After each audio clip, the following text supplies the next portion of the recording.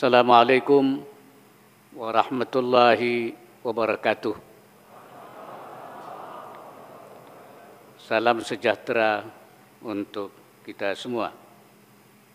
Yang saya hormati Panglima TNI, Kepala Staf Angkatan Laut, Wakil Gubernur Provinsi Jawa Timur, Komandan Kodek Latal, Gubernur Akademi Angkatan Laut, Taruna Akademi Angkatan Laut, hadirin dan undangan yang berbahagia. Pertama-tama marilah kita panjatkan puji syukur kehadirat Allah Subhanahu wa Ta'ala, Tuhan Yang Maha Esa, atas segala limpahan rahmat dan karunia-Nya sehingga kita dapat bertemu di kesempatan yang sangat baik ini. Dan saya juga dikelilingi oleh banyak angkatan laut. Ada Wadan Pas Pampres,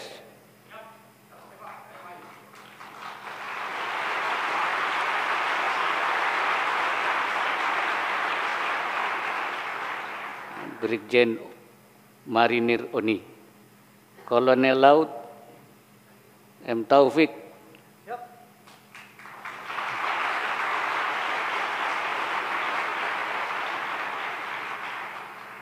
ada Sewa Pres,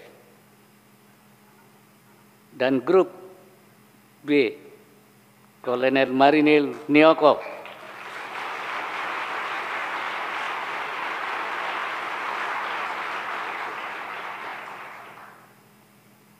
dan Den 3 Grup B, Letkol Marinir Franky,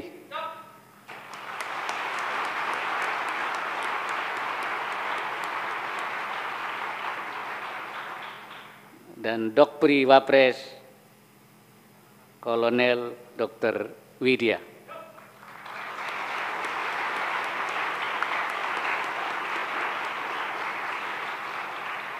Jadi di sekeliling saya banyak angkatan laut, Pak Panglima. Izinkan saya membuka kuliah umum ini dengan mengutip ucapan Profesor Denis Gabor, seorang ahli fisika peraih Nobel pada tahun 1971, yang mengatakan masa depan tidak dapat diprediksi, namun masa depan dapat diciptakan. Berbicara tentang masa depan, tentu kita berbicara tentang ketidakpastian. Tidak ada satupun ahli yang dapat memastikan seperti apa kondisi bumi dan umat manusia di masa depan. Sungguh pun demikian, para ilmuwan dan pakar membuat prediksi-prediksi tentang bagaimana gambaran kehidupan masa depan bangsa-bangsa kelak. Ramalan tersebut antara lain, pertama, kekuatan supernegara adik kuasa akan menemui titik akhir. Beberapa negara muncul sebagai kekuatan baru yang memiliki aspirasi untuk menggantikan dominasi, meskipun mengubah posisi dikdaya juga tidak dapat dengan mudah dilakukan. Yang kedua, korporasi disebut akan memimpin kemajuan peradaban masa depan. Lingkungan politik dan ekonomi dunia saat ini menampilkan fenomena tentang kekuatan dahsyat korporasi, bahkan mampu melebihi kekuatan negara atau kekuatan pemerintah. Ketiga, perkembangan teknologi dan kecerdasan buatan dikatakan akan memunculkan transformasi bersejarah dalam kehidupan manusia yang tidak bisa kita bayangkan secara utuh sekarang. Selanjutnya, pandemi COVID-19 tentu bukan krisis terakhir yang memunculkan beragam masalah dan kerumitan bagi umat. Meskipun demikian, pandemi telah menguak ketidaksiapan bangsa-bangsa dalam menghadapi krisis yang datang tiba-tiba, sehingga menjadi pelajaran berharga dalam memastikan masa depan yang lebih tangguh dan mapan. Berbagai ramalan masa depan tersebut memberikan kita satu pesan penting bahwa masa depan bangsa memang semestinya kita rancang dan persiapkan secara matang sejak sekarang. Kita sendiri yang memilih masa depan seperti apa yang ingin kita ciptakan. Untuk kemudian kita rumuskan dalam kebijakan dan langkah-langkah yang tepat, baik di dalam negeri maupun dalam hubungan dengan bangsa-bangsa lain. Terkait hal tersebut, kita telah menetapkan visi Indonesia Emas 2045 yang akan kita perjuangkan sehingga menjadi realitas masa depan kita. Sebagai negara kepulauan terbesar di dunia, kita bertekad menjadikan Indonesia sebagai poros maritim dunia yang menjadi basis bagi visi Indonesia Emas 2045. Visi poros maritim dunia merupakan satu visi geopolitik sebagai penegasan manifestasi tujuan nasional sekaligus momentum dalam menerapkan strategi pembangunan nasional yang berbasis kemaritiman.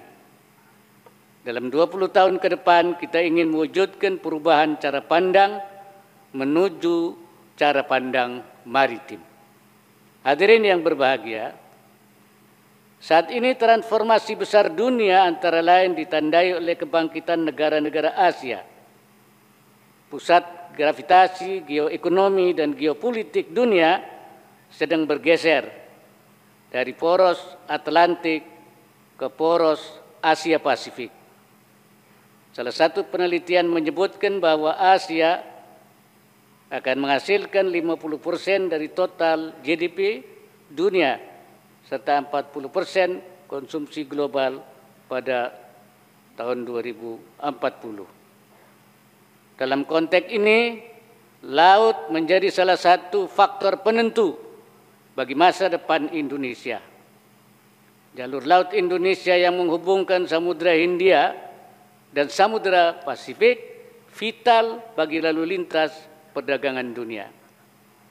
Oleh sebab itu, visi dan tekad Indonesia menjadi poros maritim dunia merupakan sebuah keniscayaan dan mesti kita wujudkan dalam bingkai kerjasama regional dan internasional demi kemakmuran bersama. Namun tantangan yang kita hadapi tidak ringan. Perang antara Rusia dan Ukraina masih berlangsung yang mempengaruhi stabilitas perekonomian internasional dan regional, terutama aliran sumber energi dan pangan ke berbagai negara.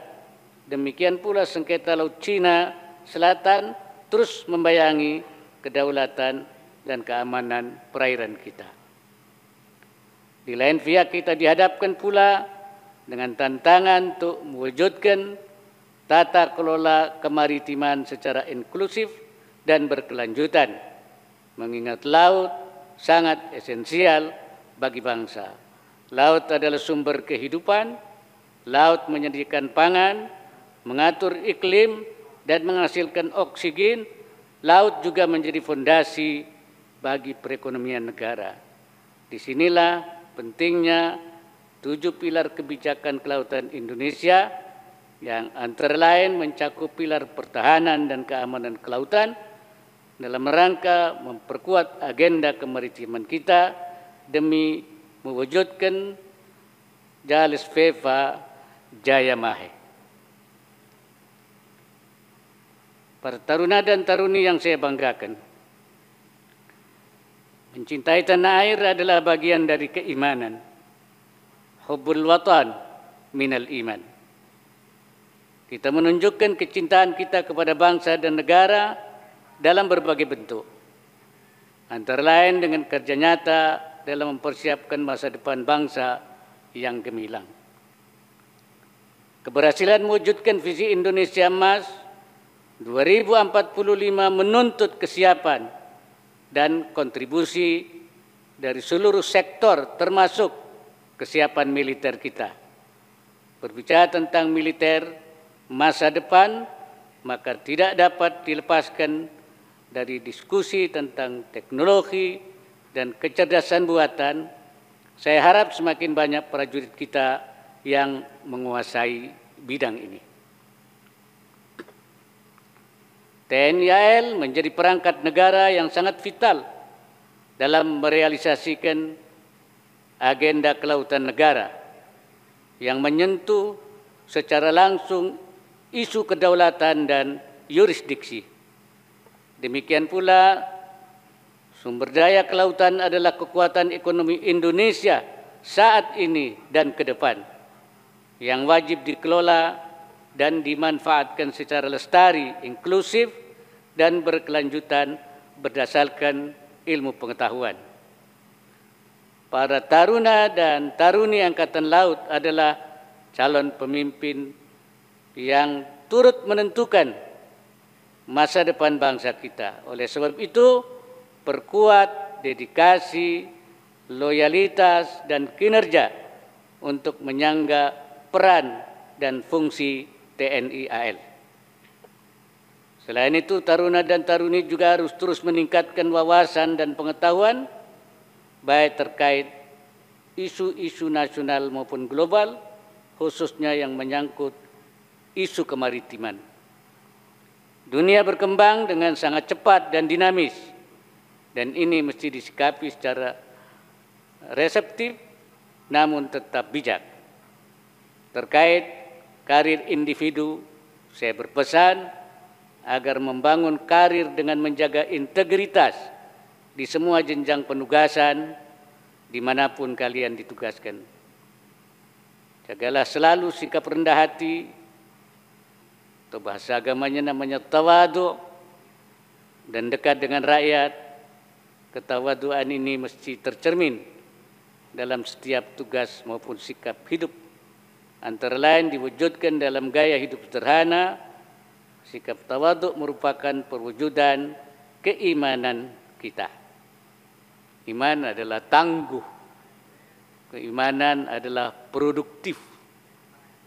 Nabi mengatakan, al-imanu bid'un wa sab'una syu'batan. Iman itu cabangnya ada lebih dari 70. A'laha syahadatu an la ilaha illallah. Paling tinggi mengucapkan la ilaha illallah. Paling rendah wa adnaha imatatul adza 'anit tariq, yaitu menghilangkan gangguan yang ada di jalan. Di antara itu masih ada 77 yang harus dilaksanakan. Karya-karya besar kita di antara syahadat dan menghilangkan duri di jalan itu merupakan wujud keimanan. Keimanan adalah produktif. Menutup kuliah umum ini, saya sampaikan penghargaan kepada Panglima TNI, Kasal, Gubernur AL, serta para taruna AL. Saya minta selenggarakan pendidikan yang terbaik bagi taruna AL kita demi mencetak prajurit TNI AL yang cakap, tanggap, tanggon, dan terengginas. Selamat dan semangat menempuh pendidikan bagi taruna Akademi Angkatan Laut Indonesia, Jales Vepa, Yamamahe di Laut Kita Jaya.